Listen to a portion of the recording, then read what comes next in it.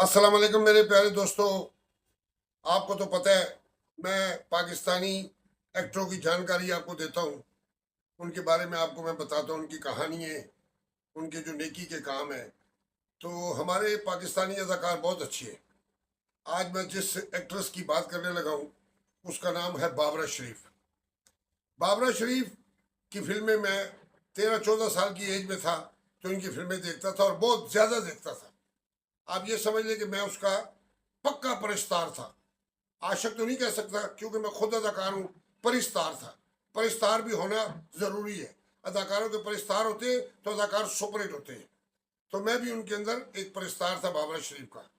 मैं घर से ये ऐद करके निकला था कि मैंने जाते ही बाबरा शरीफ को देखना है फिल्म इंडस्ट्री में। तो यहाँ जब आया तो बाबरा शरीफ तो काम छोड़ गई थी। 10-12-15 साल उसने काम ही नहीं किया। फिर मैं जब काम करने लग पड़ा तो 12-15 साल के बाद वो आई तो उसके साथ मैंने 2 फिल्में की। एक मुखड़ा और एक डाकू की लड़की। डाकू की लड़की की शूटिंग जब करने गया मैं तो मैं बड़ा बन ठन के गया था कि यार मेरी पहली शूटिंग है मैडम बाबरा शरीफ के साथ। तो बड़ा अच्छा लिबास पहन के गया। आगे गया तो मैडम बैठी हुई थी तो उसने मुझे ऐसे गौर से देखा। मेरी 22 साल उम्र थी उस टाइम। मुझे ऐसे गौर से देखा, मेरा ड्रेस देखा। कहती खान साहब जरा बात सुने। मुझे जानती नहीं थी, इससे पहले मुझे नहीं जानती थी बाबरा शरीफ। कहती खान साहब ये कोट कहाँ से खरीदा आपने? मैंने कहा जी मुझे किसी ने गिफ्ट भेजा अमेरिका से, अगर आपको चाहिए तो ले लें। उसने कहा मुझे चाहिए। मैंने उसी टाइम उतार के कोट दे दिया। एक और चीज़ उन्होंने मांगी बेल्ट पैंट की, वो भी मैंने दे दी। कहने का मकसद मैं तो उसका परिस्तार था, वो तो मेरी जान भी मांगती थी मैं दे देता। तो इस तरह वो फिल्म हमने की डाकू की लड़की। फिल्म तो बहुत अच्छी नहीं गई थी लेकिन नॉर्मल गई थी, लेकिन हमने उनके साथ पूरी फिल्म में काम किया। फिर एक फिल्म के लिए श्रीलंका गई तो मेरे लिए वहाँ से बहुत से गिफ्ट लेके आई थी। लॉकेट, ये ब्रेसलेट, ये वो बड़ी चीज़ें लेके आई थी। मुझे फिर तोहफा दिया।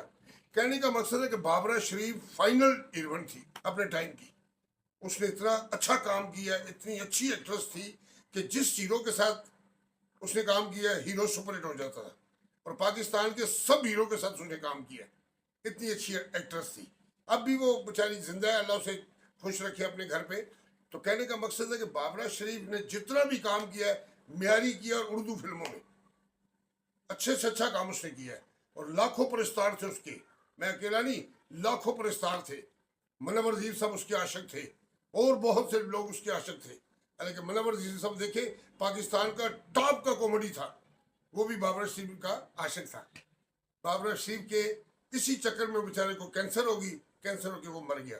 तो कहने का मकसद है हर एक्टर के परिस्तार होते हैं। तो मैडम बाबरा शरीफ के बहुत ज़्यादा परिस्तार थे। बड़ी फाइनल अदाकारा है। बड़ा बड़ा अच्छा काम किया उसको उसने इंडस्ट्री में। और अब भी घर पे बैठी हुई है लेकिन अब काम नहीं कर रही, लेकिन अब भी वो फिट है। ये वाहिद हीरोइन है। देखो उसकी इतनी एज भी होगी है फिर भी फिट है। बाबरा शरीफ उस टाइम भी जिंदाबाद थी, आज भी जिंदाबाद है और आने वाले वक्त में भी जिंदाबाद रहेगी। यह है बाबरा शरीफ की कहानी। अच्छी लगे तो मुझे मोहब्बत जरूर कीजिएगा। ठीक हो गया? I love you. Okay, Allah Hafiz.